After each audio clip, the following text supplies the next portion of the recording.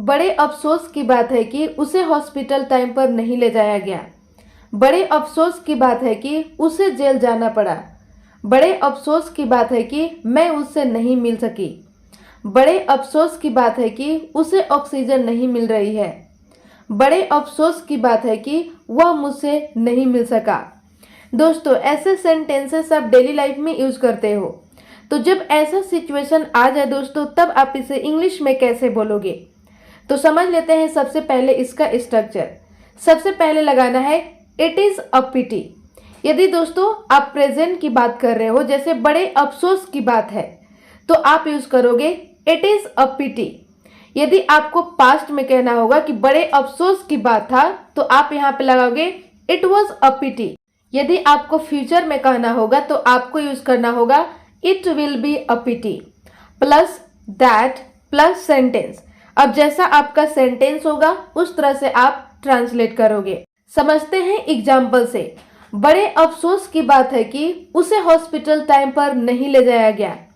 दोस्तों, सबसे पहले आपको लगाना है it is a pity plus that plus sentence. Sentence है उसे हॉस्पिटल टाइम पर नहीं ले जाया गया। तो गाइज, ये सेंटेंस आपका कैसा है? ये सेंटेंस है दोस्तों पास्ट इंडेफिनिट का, पैसिव का, वो भी नेगेटिव का। तो इसका रूल हो जाता है सब्जेक्ट प्लस वॉज या were plus not plus verb की third form and then object. तो इसका इंग्लिश बनेगा he was not taken to the hospital on time. It means उसे हॉस्पिटल टाइम पे नहीं ले जाया गया। तो आपका कंप्लीट सेंटेंस हो गया दोस्तों, it is a pity that he was not taken to hospital on time. It means बड़े अफसोस की बात है कि उसे हॉस्पिटल टाइम पर नहीं ले जाया गया। अगला एग्जाम्पल है बड़े अफसोस की बात है कि उसे जेल जाना पड़ा। तो सबसे पहले लगाना है it is a pity plus that and then लगाना है सेंटेंस। सेंटेंस है उसे जेल जाना पड़ा। अब ये सेंटेंस है दोस्तों मजबूरी वाला, पास्ट वाला सेंटेंस है। तो इसका रूल होता है subject plus had to plus verb की first form and then object. तो उसे जेल जाना पड़ा।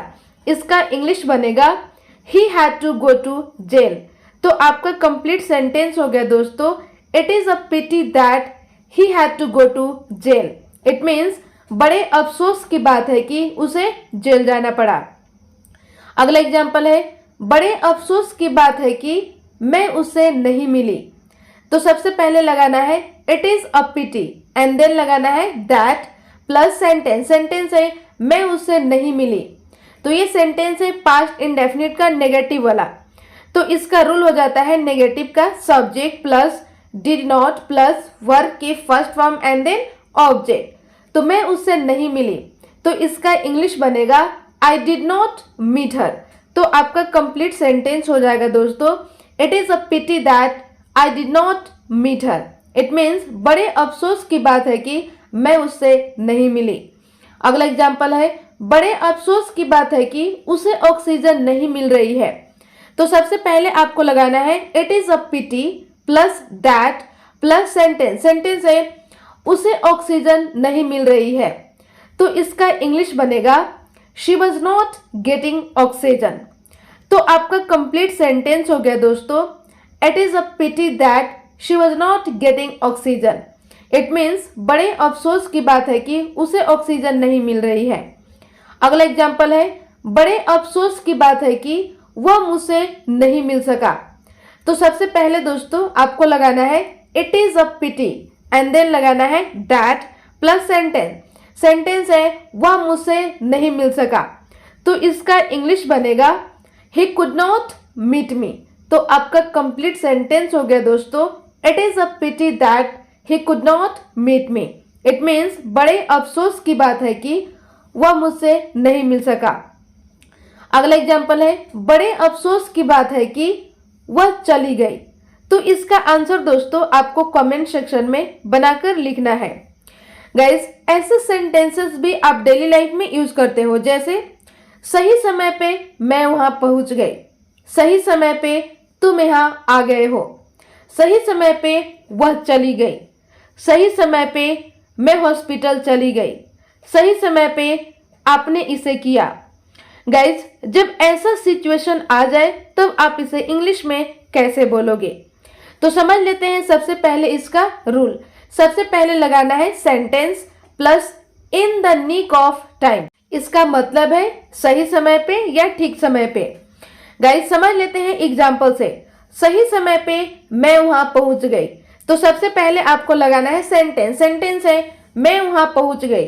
अब ये सेंटेंस आपका कैसा है? ये सेंटेंस है पास्ट इंडेफिनिट का, और पास्ट इंडेफिनिट का रूल होता है सब्जेक्ट प्लस वर्ब की second form and then object. तो मैं वहां पहुंच गई, इसका इंग्लिश बनेगा आई रीच्ड देयर।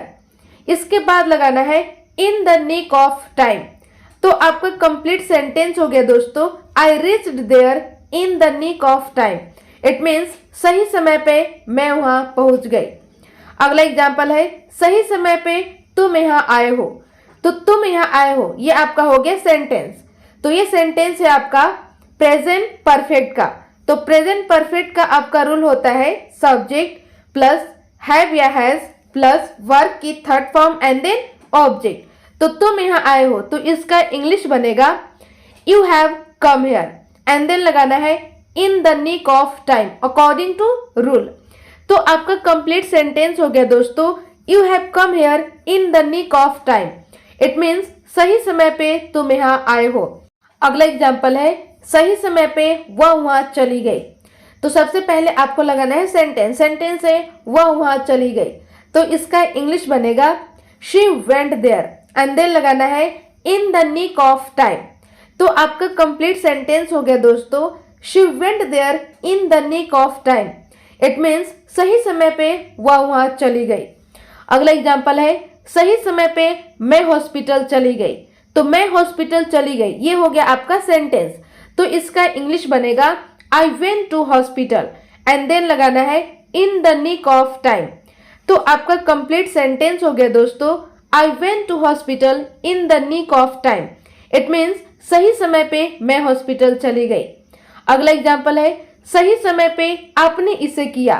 तो आपने इसे किया ये हो गया आपका सेंटेंस।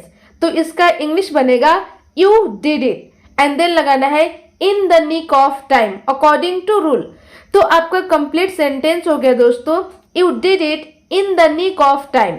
इट मीन्स सही समय पे आपने इसे किया। अगला एग्जाम्पल है सही समय पे उसने सब कुछ बता दिया। इसका आंसर दोस्तों आपको कमेंट सेक्शन में बनाकर लिखना है। तो बस गाइस आज के लिए इतना ही, मिलती हूँ नेक्स्ट वीडियो में। आई होप आपको ये वीडियो पसंद आया होगा, तो आप अपना कमेंट सेक्शन में फीडबैक जरूर दें। Thank you.